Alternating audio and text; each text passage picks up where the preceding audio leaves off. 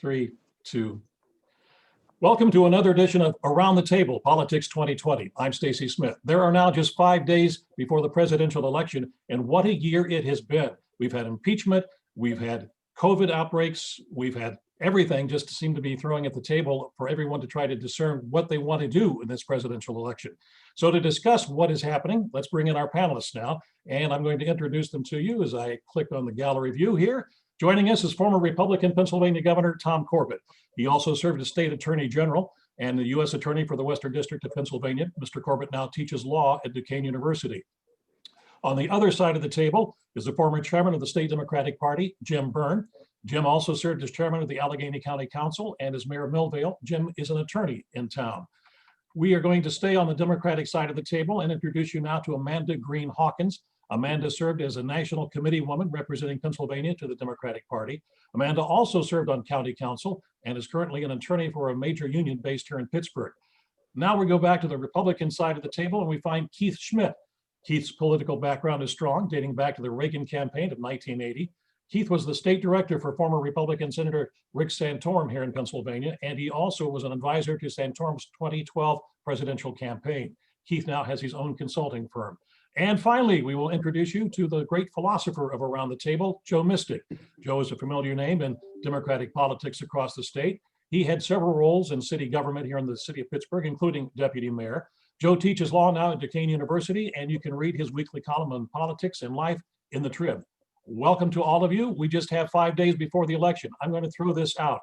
The latest polls, if I can bring it up here on my table, here we go. It shows that President Trump is trailing former Vice President Joe Biden by 3.5 points. Now that sounds pretty significant, except for one thing. 4 years ago, he also trailed Hillary Clinton, and there were two polls that indicated he was closing the gap. One of them had it as a tie. The other one had Trump in the lead by 1.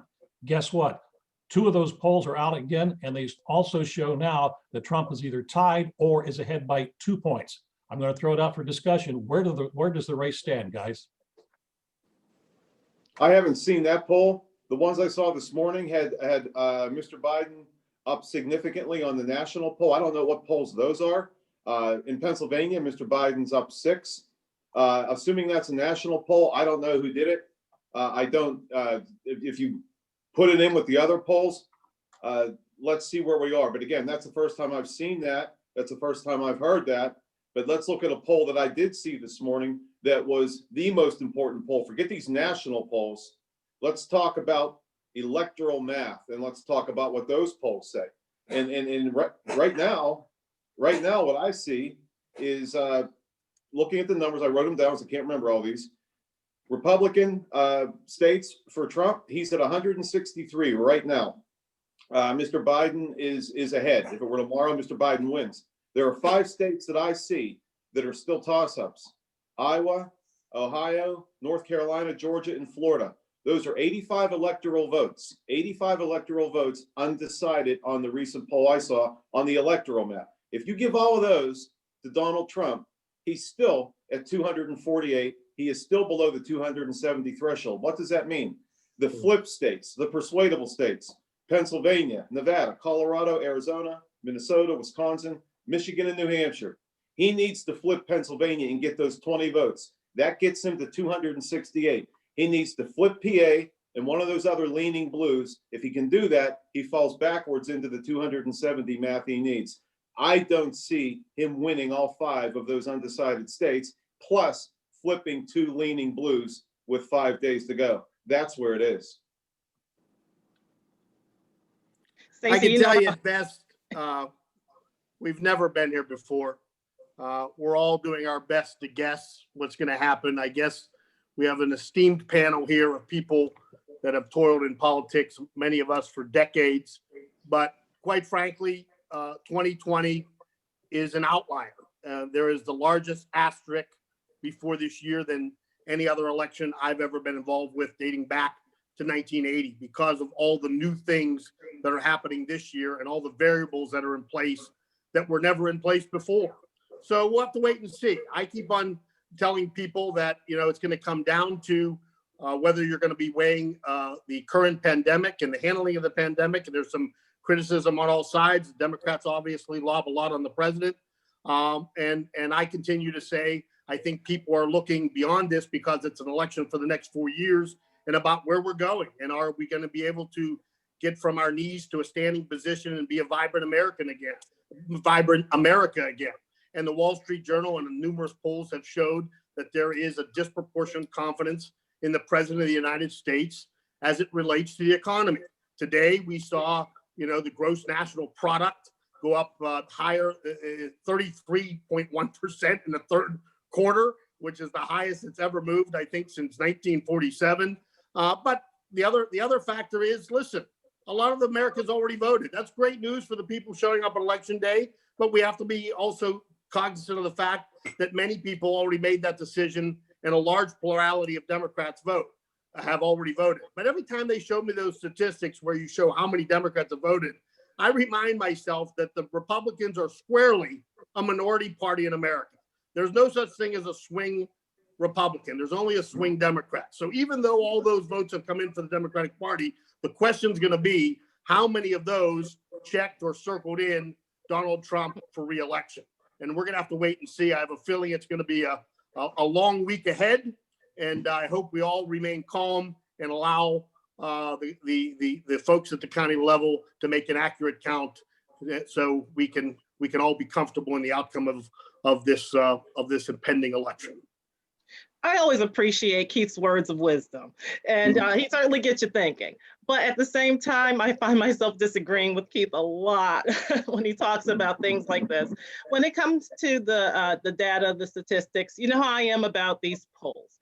I mean, I saw yesterday a Washington Post poll, which varied sharply from the Monmouth and the Marist polls, being like with Biden like 17 points ahead of Trump. And then with Marist and Monmouth being closer, maybe like 4 or 5 points. But again, we have been here, we have seen this play out, and we have a lesson from 2016. And I think what we need to be looking at is the fact that 75 million people have voted.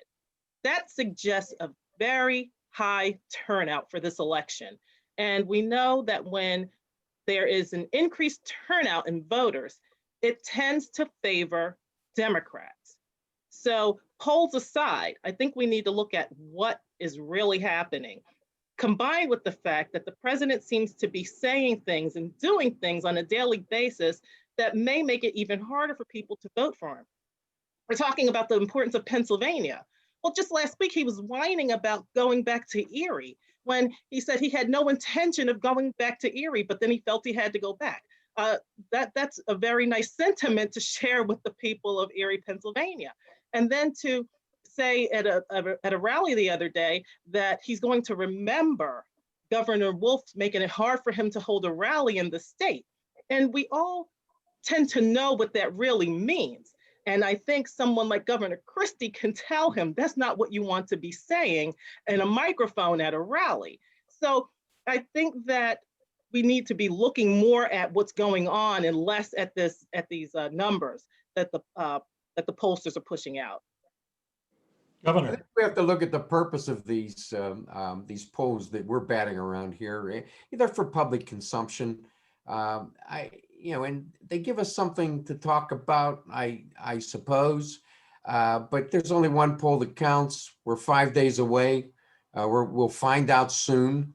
And I believe, as Keith raised what he thinks the big issue is, that Trump's whole card here is really the economy. I believe that everything turns on the pandemic. 230,000 deaths. We could have another 200,000 dead Americans if things keep going, following the trend that we are currently looking at. And I think that even the economy is subject to what goes on with the pandemic. So unless we get control of this raging virus in our society, you can forget about the economy. We won't be able to open. Europe's shutting back down again because they've had a hard time getting a handle on it. I just heard on BBC last night that India is number 2 in terms of deaths from the coronavirus. Guess who's number 1? We are. Does that make sense to anybody for this great nation? That makes sense to nobody. Obviously, things have not been done correctly here. Governor. Well, you know, we're down into the last 5 days. I think we fill the vacuum of what's going to happen with all these polls. And when you see the disparity in the differences between the polls, it tells you they're not exactly the most reliable thing to be looking at. There's only one poll, and that poll comes in 5 days, and we'll see what happens. If we even see it on election night, I think it might be a day or two later. But you know, we didn't see 2016 coming. At least the pundits didn't see it coming. We don't know where all these votes are coming from. I'm sure there are a lot of Democrats that have voted early, but I am also sure that there are a lot of Republicans that have voted early, and we'll see what happens when people go to the polls. I sit back and think that, you know, if the president had done 1 or 2 or 3 different things, this wouldn't even be close at this point in time. But that's, you know, looking at history and trying to change it. We can't change it. It's going to be a close race. It's not going to be a blowout. It could be a blowout on the Electoral College for all we know. But I think it's going to be a close race. And I think it's a close race in Pennsylvania. I look at the actions of the parties. They're both coming back and they're sending their surrogates to Pennsylvania continually. If it was clearly in the Biden camp or the Trump camp, they wouldn't be coming here. President or Vice President Biden wouldn't have gone back to his home base of Pennsylvania in Scranton if he felt comfortable with the results that they're seeing on polling in their own polls coming out of Scranton. So we know there's a number of toss-up states. Some states, you know, Republicans are going to win. We know some states, Democrats are going to win. You haven't seen the Republicans going to California to campaign at all. It doesn't make any sense. So in the long run, we just got to sit back, listen to all the commercials more and more and more, and see what happens come election eve or election evening. All right, now. Well, you know, I might be a broken record, Stacy, but I mean, you can't ignore what happened the last election cycle for president. I mean, we know that Donald Trump does not poll well, and there's some sort of anomaly when it comes to polling. And there was no polls in 2016 that gave him much hope, and he won electoral college victory. The same thing, similar things are happening now. Quite frankly, in some of the analysis leading up to the election, it's actually more encouraging this year than it was 4 years ago when I compare the numbers of Hillary Clinton and now with Vice President Biden. And I continue to tell you that there are things that you have to look at that are absolutely encouraging for the president, and the dynamics have greatly changed in the battleground states as it relates to registering new Republicans. I mean, I learned since the last time we met that in every battleground state in America, the gap between Democratic registration and Republican registration has shrunk in the last 4 years. We can argue the point, but statistics, again, whether we want to believe statistics, people that newly register to vote have a 95+% chance of voting at least the year they register. They may never vote again, but the reason you register is to vote. So I think that's going to have an effect on the outcome. And I can tell you, if you're talking about second guessing, and I know Bill Clinton second guessed Hillary Clinton for not leaving the cities and whatnot, you know, as I watched the coverage in recent days, you know, there's a certain confidence about the vice president. I mean, for him to be in Warm Springs, Georgia, instead of spending his time in the battleground states, shows that their numbers or internal numbers shows it to be a little bit of a wider gap than our numbers show. But I believe the fact that Vice President Pence and President Trump are barnstorming, you know, day after day after day in these battleground states, I think there is a chance for an electoral victory on Tuesday. And I'm telling you, continue to brace America. Let me end by saying what I've said for 20 consecutive shows. Please, America, remain calm. I believe it will be close. Many other people believe it will be close. We will likely not have a decision on election day. As I watched the city of Philadelphia burning in recent nights, and the looting and the civil unrest, it brings a tear to my eye. I hope we can remain calm and allow the votes to be counted in the critical, you know, week to 10 days following next Tuesday's general election. A couple of very quick points. You know, the undercurrent is different in 2020 than it was in 2016, significantly. Hillary's support was soft support, and Trump was able to get it. He was able to get it in the last 10 days. That's not happening this time. Secondly, ironically, support among women voters. Hillary Clinton, on average, nationally, her support among women voters 4 years ago was on average anywhere from 7 to 9 points. Mr. Biden, in that demographic, is 30, 35 points plus. Big difference, different undercurrents. And all of us repeatedly have said since May, since April, all of us have said, what have we said? This president will win or lose based on how he is handling the COVID pandemic in the days remaining before the election. What has happened? In the last week alone, since all of us were here together last week, 500,000 Americans in 1 week have been diagnosed with COVID-19. 1 week. It's spinning out of control. Don't forget the fact that we are now on our third spike of this pandemic. It is worse than the first two spikes. Worse than the first two. And there is no end in sight. And the White House has the audacity to put up on their page that they have it under control. That is inflaming and outraging those who have not voted yet. That is the last thing I would want to be doing when I'm down. I know we talked about the polls. When I am down in my window of opportunity to snatch victory from the jaws of defeat. Okay, let me ask you this, and I'll ask you and Joe and Amanda this. What exactly could the president say or do at this moment to satisfy you as far as COVID goes? Well, I think he could act responsibly, Stacy. I think that he could perhaps ask the governors in these hot spots, these states where people are dropping every second and a half, I think somebody gets diagnosed with COVID. He could ask them for a mask mandate. He could say, let's try to stop this. All the experts have said that that's the one thing that we have within our control that can somehow slow this down. And unless we do that, we're just all going to be victims. So he could do that.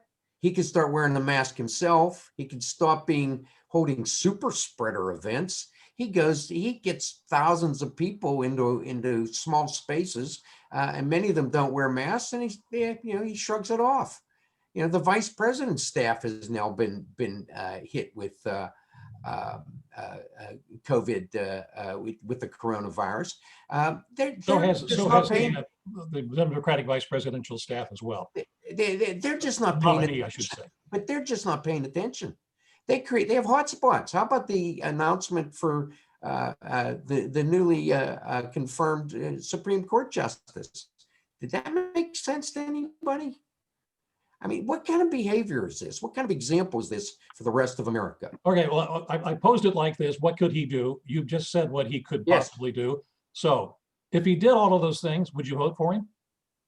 Well, it's too late now. No, it's too late now. These are things he was supposed to do back when this started. Back in February or March, when he'd been warned, when he'd been told how deadly this was. And when he admitted, he admitted this to Bob Woodward, by the way, I knew how bad it was. I knew that it's very, very deadly, worse than anything we've ever had, but I didn't want to tell anybody. Now, had he told some people, maybe they would have taken measures to protect themselves. But they followed him. Their biggest mistake was they listened to their president. They shouldn't have listened to their president. Some of them would still be here if they had not. Stacy, I'm sure it wouldn't change my mind, but I would like to see a little humility from this president. And that's something that I haven't seen when it comes to this coronavirus and his own experience, it seems, with coronavirus. Because he's talking about how he's beaten it, how it wasn't that bad for him and his son and his wife, but it negates the fact that there are hundreds of thousands of people who have died. There are hundreds of thousands of people who don't have access to the kind of healthcare that he has, and the fact that healthcare is needed. And it seems that he is very out of touch with how most Americans live their lives. And to have someone of privilege and with money and with access to these resources saying, hey, look how I handled it, is very frustrating.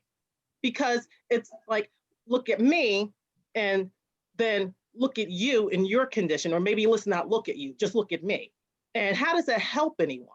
I don't see him helping anyone. That's what I want to see, humility and actually helping people.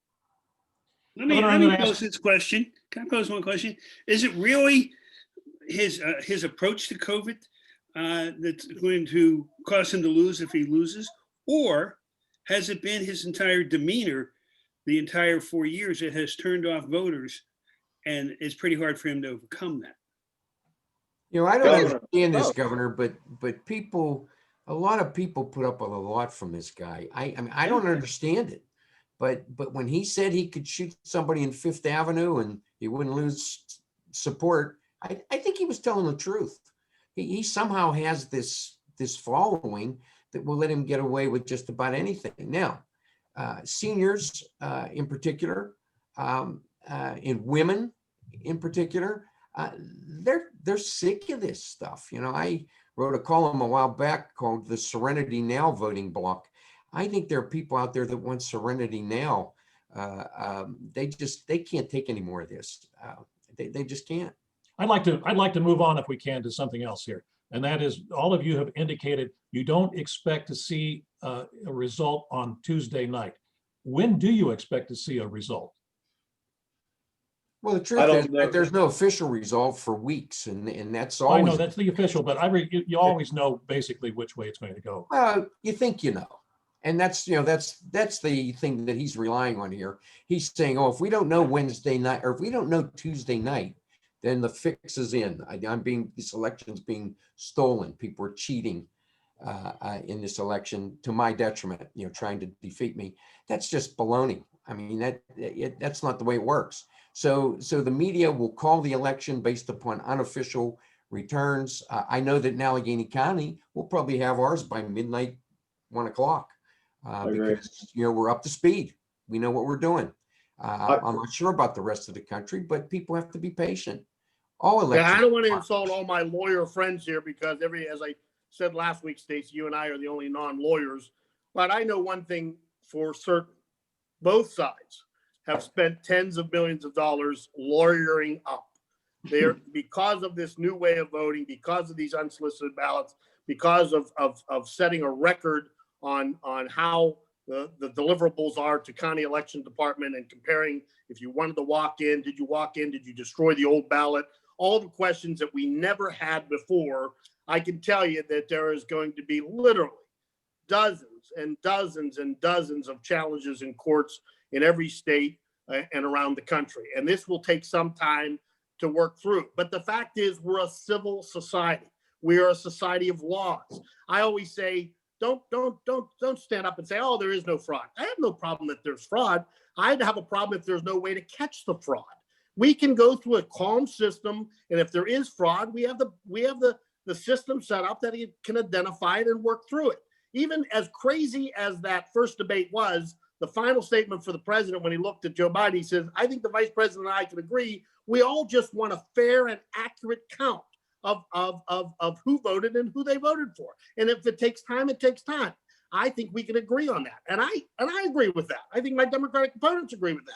But I foresee, because of my experience with lawyers and election law in the past 40 years, that this is going to be, in some states, decided in the courts. It's going to be a lot of challenges. And I am suspecting that it's going to be over a week before we have a final certified decision on who the next president is. Okay, A couple of more than a week. points. Stacy, you asked how long we think it will take. I think it will be, by the end of the week at the latest. There's two components here to the conversation we're having. The litigation component will begin the moment the polls close. Well, we know that. That's an inevitability. And that will be a litigation process. But when will we know? I think, again, by the end of the week. I would caution people on either side, the initial numbers that are going to come out, everything we know now, the early voters are Democrats by a significant margin. Many of those ballots won't begin to be counted until that day. As soon as the polls close in states like Pennsylvania, where more Republicans will vote that day, you may see a jump right out of the gate for Donald Trump. Usually we see it right out of Philadelphia. Democrat gets up 500,000 votes, Republicans play catch up. That might be a little different this time because votes of people who show up that day may be counted first. Most of those will be Republicans. So Democrats may take a gasp when numbers start to come up immediately after the polls close, heavy for Trump. But as the Democratic ballots are counted and added, you'll see that change. And I do agree there will be litigation. What I unfortunately think we're also going to see is Mr. Trump screaming fraud while it's being litigated until it's litigated if he loses, which isn't going to help things. All around the state of the Commonwealth, the counties are getting ready to have people in place to begin counting ballots as soon as they can. And so I think that our numbers will be in rather quickly, and we'll know something final by Friday. We know that there's a process for certification and all that, but we'll know pretty soon after Tuesday, 8 o'clock. And there will be litigation. We are anticipating litigation regarding polls, regarding ballots, all kinds of things. And that may take a while. And unfortunately, we have a process. We have to go through it. When we're talking about the litigation and what may be filed, do you think it's going to revolve a lot around the mail-in ballots or on other issues on election day? There'll be a lot based upon the mail-in ballots. I think they're barking up the wrong tree there. Mail-in voting has been used for a very long time in other parts of the nation. Started with the Civil War.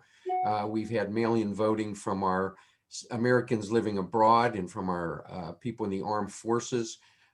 You know, that's always been honored. In fact, we hold the count until the Friday after the election, which is what Trump is now challenging. Yeah, oddly, his challenges, he claims to be a friend of the military. Oddly, his challenges to counting those ballots that are postmarked before election day but arrive, say, by Friday after election day, would really take the vote away from our people who are serving in the armed forces abroad.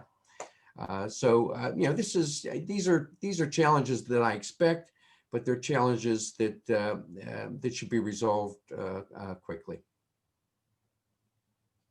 I think there'll be that, as well as issues if there are long lines because there aren't enough workers or places for drop off, things like that. There could be litigation over anything and everything that kept someone from voting, to say that people were disenfranchised, and that needs to be corrected. All right, final question for everyone, and that would be, do you expect a blowout win or a very tight election as far as the presidency goes? Amanda, we'll start with you. I'm thinking very tight. I just prefer to err on the side of caution and not believe the polls, to see what happens finally on election day, or maybe election week at this point. But I say close. Jim, your thoughts, because as Keith pointed out, the vice president made his way to Georgia, which Democrats have not won in a long time. Blowout or close race? It has the potential to be a decisive victory for Mr. Biden, despite all the divisive rhetoric, despite the polarization of the country. Look at the lines. Look at the lines. Look at the demographic that's coming to vote early. It's Democratic by far. They're blowing records away with the early voting. Look at Texas, like you mentioned. Look at Georgia. Look at the numbers in Ohio, where Mr. Trump just demolished his opponent 4 years ago. They're in play. Who would have thought that a Republican would have to campaign within a week in Georgia, of all places? It's been since LBJ's Great Society in the 60s. It's been one of those southern states that goes Republican. No, and my upset pick of the night, Texas. Watch it. It may flip blue. I think the potential for a blowout for the vice president is definitely aligning within a week to go. Joe Mystic, do you agree? I am squarely positioned between a tight race and a blowout. Thank you, Joe. Sounds like a good lecture. Oh, man. Governor, your thoughts? I think it's going to be a close race. I look at Pennsylvania first. Without a doubt, we are a divided country. We're a divided state when it comes to this election. And the divisions are visible when you drive around and you see the yard signs and all the different homes in the regions of the state and the different counties. It's the same thing on the national level. I would comment on Jim's remark regarding Texas. if Biden wins Texas, I think it's going to be very difficult for the president to recover from that, because that's going to be indicative of a number of other states in my mind. But I think it's going to be a close race, more so than I would have thought when we first got started with this conversation. I thought that Vice President Biden was really moving on some momentum. That's kind of slowed down. Everybody, I think, is tired of this race. Frankly, I think a lot of people are going to go to the polls and just say, come on, let's get this over with. We want to move on. The airways are saturated, not just with the presidential, but you got the House and the Senate and the, depending on which state you're in, and you got the state houses. And I think that's the next thing that we need to take a look at, or how those races are going to be going whenever we get back together on this, because that's going to have an impact. If the race is close in the Electoral College, if it comes down to a tie, the delegations to the House of Representatives are the ones who vote, one vote per each delegation, as to who the president is going to be. Interesting. Good thought there. All right, Keith, how do you read the tea leaves? Well, I love America, but I don't love America any more than anyone on this program.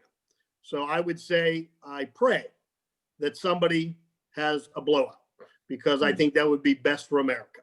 But the tea leaves tell me otherwise. I believe it's going to be a close race. I believe it's going to last a few days until we sort it out. It could even last a week or longer.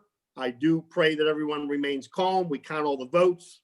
And I think in the end, when the governor and Joe return to lecturing students again, if the president of the United States is reelected, he'll be reelected on the economy. If the Vice President Biden is the 46th president of the United States, he will be the 46th president of the United States because of the global pandemic. It just comes down to that. We're gonna have to wait and see. Hold on to your hats. It's gonna be a hell of a ride. Indeed it is. I want to thank all of you for participating today, and also a reminder for those of you who are at home watching this on CBSN, we are going to have a great night of coverage on CBSN on election night. Many of our panelists here, our analysts, will be joining me, and so we hope that you join us again on November the 3rd, 7 o'clock on CBSN. Thanks for watching, and we'll see you next week. Bye-bye. Thanks, Stacy. Bye.